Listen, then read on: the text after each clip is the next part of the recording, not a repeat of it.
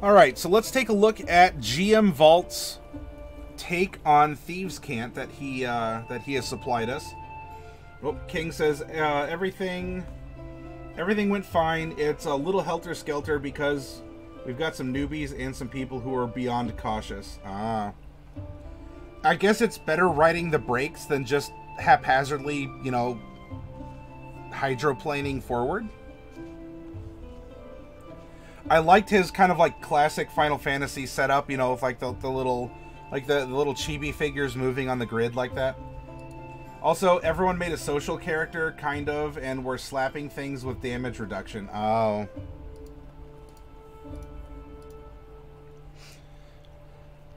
From simple beggars and cut purses, to smugglers and enforcers, to forgers, assassins, and spies, the rogues of Braxia seem to have a language all their own.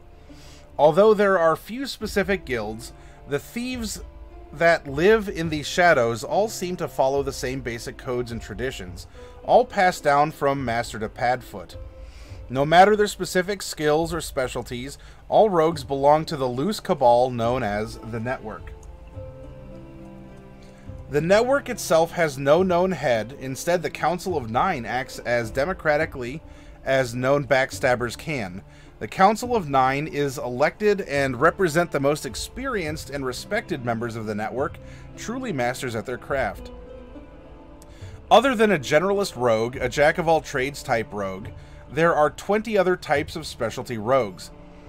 Those types are assassins, forgers, burglars, saboteurs, pickpockets, upscale con artists, spies and informants, urban thugs and enforcers, smugglers, kidnappers, wilderness bandits / raiders, fences for stolen goods, shysters, hustlers, cheap cons, underground alchemists, pirates, torturers, trapsmiths, gamblers, bookmakers, slavers, and rustlers and poachers.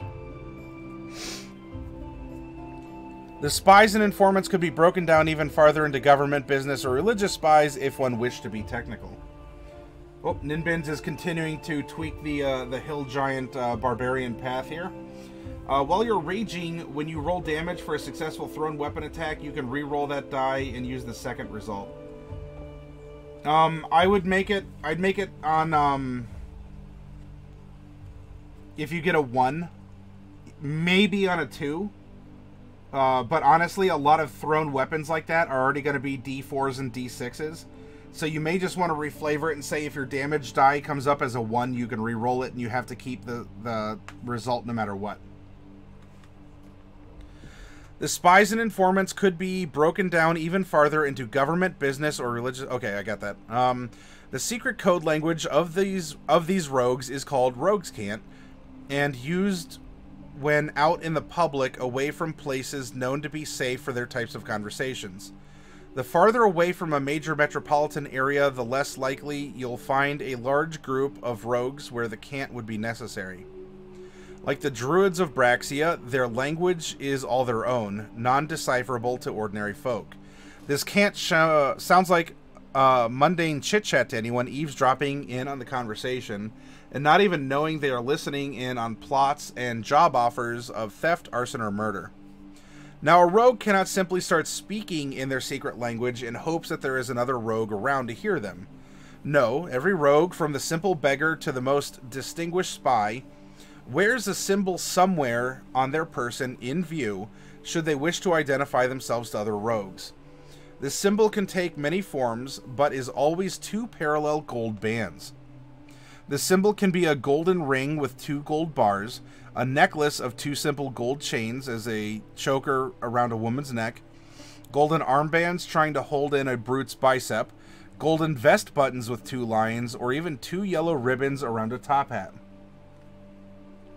Each type of rogue has their own greeting so that they may identify themselves to whom they are speaking.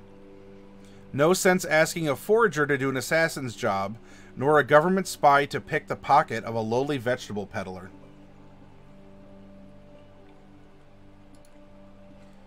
You like the balances I'm building? That's fine, Ninbins. We all have our methodologies. So the speaker's ID, okay, and so you broke it down into the different Greetings, old friend. It's been far too long. What ho? What do we have here? Stranger, stranger. Cheery old chap is the upscale con artist. Rustlers or poachers is howdy partner.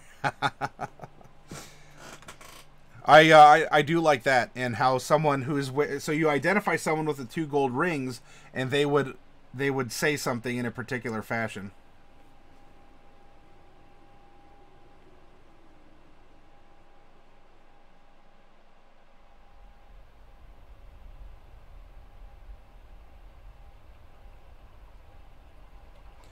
Shysters, hustlers, or cheap cons. You got some fried potatoes to go with that lamb chop to a female, or beefcake to a... Yeah, I suppose, you know, traditionally you have cheesecake and beefcake. Well, cheesecake may be a little rich for this era. Rogues Cant conversations sound like a mundane conversation, just old friends catching up. There are 2 distinct types of cant conversations: job offers or missions, and requests for information. The general order of the cant is 1, the greeting, 2, nostalgia, 3, catching up, 4, chit chat, and 5, negotiation. The greeting. As stated below, or as stated above, this greeting allows you to know what kind of rogue is speaking to you. You should try to reciprocate with your own greeting so they may know your speciality if they are unknown to you. It is also very important to act as though you are longtime friends with other rogues. Many longtime friends have their own inside jokes and shared memories that would make a cant conversation more believable and more easily ignored by others in the area. There are 2 emergency greetings in the cant.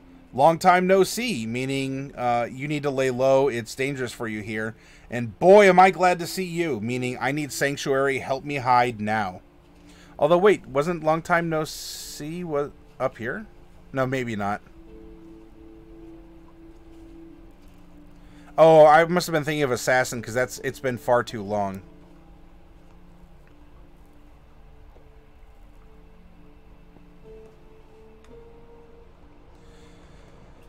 If a rogue requests aid and is provided sanctuary of any sort, it is generally regarded that repayment take the form of an owed favor. To demand coin in return for the service of protection is deemed poor taste, and work for such a tradesman would dry up in the city as word got around that they weren't good to work with. For the dishonest, reputation is everything. I do like how you're not just putting the list of words out there, DM or a GM Vault, but you're also providing a culture and a context for it to stick on. Nostalgia. The urgency of the request for information or importance of the job being offered is conveyed by a rogue saying, "I haven't seen you in X amount of time." The longer the amount of time mentioned, the more important it is to the rogue. For example, 6 months would be an optional or a non-urgent mission. A few years would be low urgency. 10 years, high urgency. A lifetime is extreme urgency, and forever or an eternity is the utmost urgency and a non-optional mission and ordered by a very important member or client, like the head of a church, a princess, or the Council of Nine. Catching up. Next, the messenger will mention a relative of the PC. There are 2 elements of this innocent statement. First, the specific relative mentioned identifies the source of the message or quest. Using the words my, your, and our can also distinguish whose guild the speaker is talking about. The sex of the relative is indicative of the gender of the sender. So if the relation is mother or father, the message or sender employer says superior member / head of a local guild. Aunt or uncle, local government official. Little brother or sister is a guild initiate. Mother-in-law, father-in-law, head of a local non-rogue guild ally. Stepmother or father, member or head of a rival guild. Great aunt or uncle, a monarch or sovereign, cousin, another rogue in good standing. Grandmother, grandfather, superior member / head of a regional or national guild. A puppy, kitten, or pet is a PC's actual family member. And great-grandmother or grandfather is the Council of Nine. Second, the tenor of the statement reflects the subtext of the message. The tone of the message may be friendly, neutral, or hostile. Example of tone. I was so sorry to hear about your grandmother's passing. What a tragedy. Implication, hostile. A regional guild master is threatening to kill you if you botch this job. Your uncle has so many nieces and nephews, I don't know how he remembers all your names. This is neutral. The government official can hire someone else if you don't take the job. Or, remember that time we shaved your stepmother's chihuahua? That was funny. We were awful kids. She didn't deserve that. Friendly. A member or official of a rival guild pleads for your help. Perhaps they are willing to make peace or claim previous hostility was due to a misunderstanding. Then we come to Chit Chat. This part can vary the most. It gives the nature of the job or message as well as additional information such as identifying targets, cautions, or other parameters. If necessary, the relations listed above can be used again with the same meanings. For example, quote, your uncle says don't forget to wish your stepmother a happy birthday, meaning, quote, a government official wants you to assassinate a rival guild member, or a guild leader. And so now you get into GM Vault, a list of terms and what they mean. Birthday's an assassination, right? Because it's the opposite. Who's road?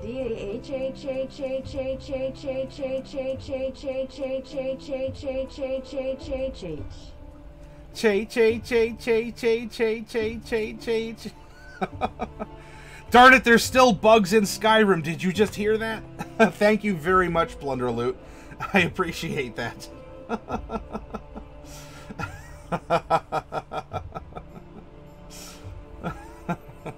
Is this some sort of code?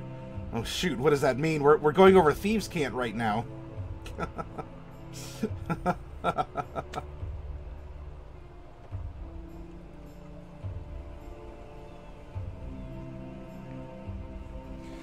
So yeah, the code it seems to make a lot of sense. Special delivery, smuggling live cargo, gossip, recon, spy. Greenhouse is a bank robbery. Sunshine, a witness for hire, will swear to have seen anything. Eggs are city guards. Colored inks are poisons. Lantern oil is drugs.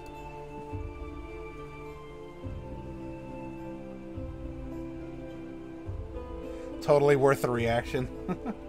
Yes. After that, we have some payment negotiations. Before accepting the job, the PC rogue should then ask, enough about me, how are you? From there, the potential employer is obliged to answer that they are either on my own these days, if the job is for them personally, or starting a family, or similar if the job is on behalf of a larger group. Some might wish to steer clear of crime family work, for example, or remain unaffiliated with a cause, and this could be their only opportunity to turn down the offer of work without causing offense. The messenger would gladly skip payment info. Contract negotiation is much more favorable for the quest giver after the job is done. If the PC neglects to ask for payment, it's their own fault. They can ask and negotiate by inquiring about the messenger's family. How's your little, nephew? Means, how much does the job pay? Oh, he's great. He's 9 now. The number indicates on a scale of 1 to 20 how much the quest giver is offering. Mechanically, you can roll for the money portion of a CR9 monster's horde. Magic items not included. Really? I thought he was, 12. Or, so your older girl is 12 then? This represents the PC's demand. I want level 12 payment for the job. Yeah, but next month Junior will be 10. This is the messenger's counteroffer of level 10 payment. That's an interesting way to negotiate in a clandestine fashion. Payment in coin, the number of kids or grandkids, times 100 gold. Number of younger or older siblings. Age of a child is always 100 times whatever in gold. Other payment or extortion code. He's really into books and swords. Payment's magical in nature. He actually asked when he'd see you next. A favor owed is being called in. And so forth. Do we have a deal? Code. Will I see you at the Harvest Festival or any other hometown gathering this year? Is will you take the job? I wouldn't miss it! Is yes, or dang, I'll be out of town. No, sorry. Lay of the land. A rogue seeking generally applicable knowledge upon arriving in a city should look for a deck of cards. Any signified individual actively using a deck of cards will respond to a greeting recognized as an appeal for information, so long as they're paid for their troubles. A game of cards. A PC pays into a playing card service. The rogue dealing the cards will encode a message into each hand. Wherever or whomever they're discussing as the hand is dealt will be the topic to which the cards pertain. A rogue hunting down information can guide conversation to a specific intel the dealer might be able to give, but should be subtle about it lest the dealer shut the game down. When the inquiring rogue has had their fill, they exit the game, leaving their contributions to the pot as compensation. Not every tavern or city will have a roguish individual willing to stand post and give up their time to others of the varied trades. But the bigger the city, the higher your chances of encountering someone looking to make some easy coin in this way. Gets into then, okay, the code through the cards, so you can speak through cards and not necessarily by language. Alexander, the idea of a secret language is common, but I don't think someone did such a guide for one. Nice job. There you go, GM Vault.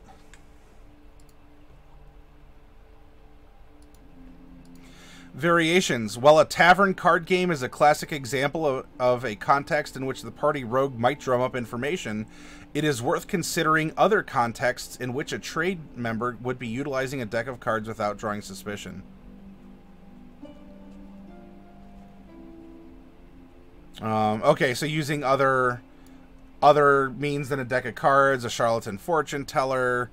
Got it.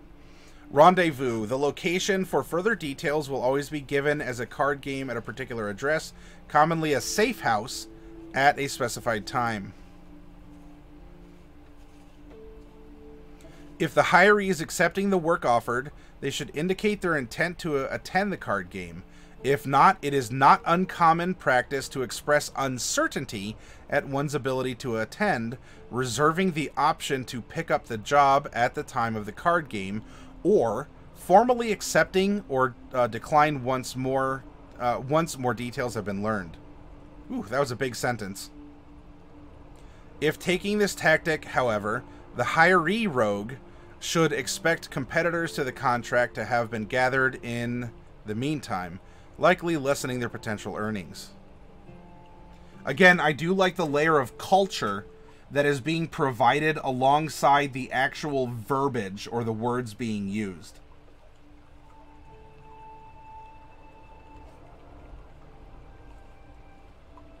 So here's an example conversation between the rogue Mystique and her quote-unquote old friend Samantha. Greetings, old friend. How are you doing? I haven't seen you in forever. What are you up to? Oh, hi. I've been keeping busy with these yahoos. It's so good to see you. I was just visiting your great aunt. She's such a sweetheart. You should look in on her more often.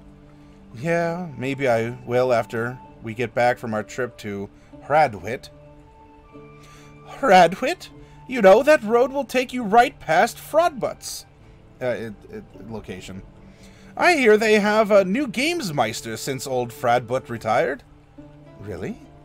Yeah! And she's having a huge birthday party. It's supposed to be some big secret, I guess. A small, intimate affair. Members only, but, oh, they're gonna party like it's 5,000, what AR is your year measuring? If you're in the area, you should totally join the club. Oh, sounds intriguing. Maybe I'll check it out. Cool. Say, how's your nephew these days? Oh, he's getting so big you have no idea. You don't say. Well, can't wait to see that big boy sometime. So, will you be home for the Harvest Festival this year? My grandmother will be babysitting my nephew. Maybe you could meet them then. I'd love to. Good seeing you. Bring a date. And the translation... Oh, it's a Pathfinder. Gotcha. It started out as Sam, who is the... Alright. I'm a member of the Assassin's Guild. This message is of utmost importance. Wait, did that start out? Yes.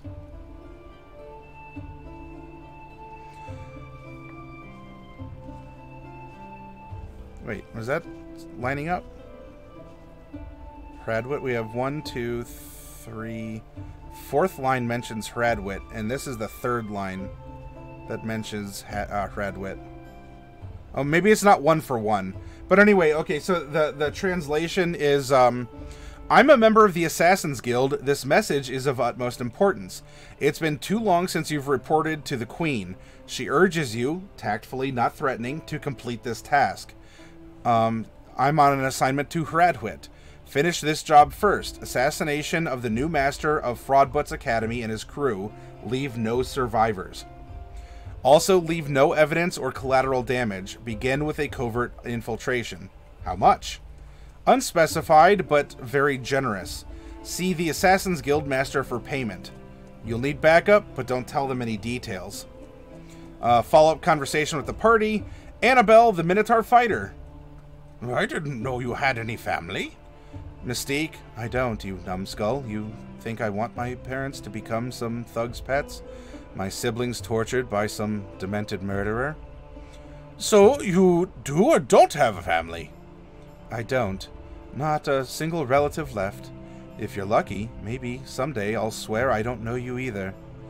I never understand anything you say. I hopefully did some voices justice with that. And final DM note. This can be a kind of puzzle for your rogue player. Other PCs should not be aware of the meaning.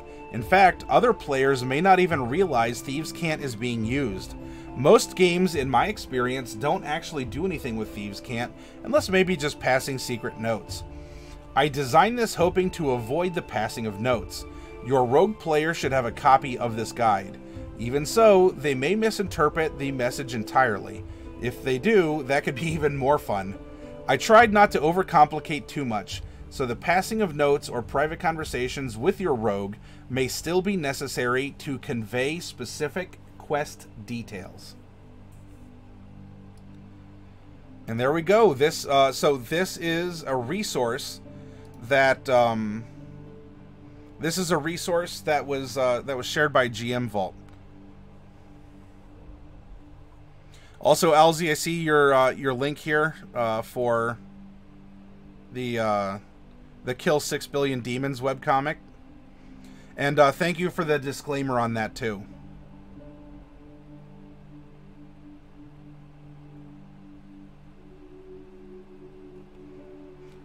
If this is, so this is the latest one.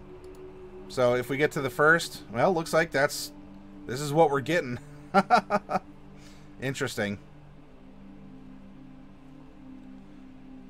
Well, Alzy recommends this webcomic to you all. You might want to give it a try.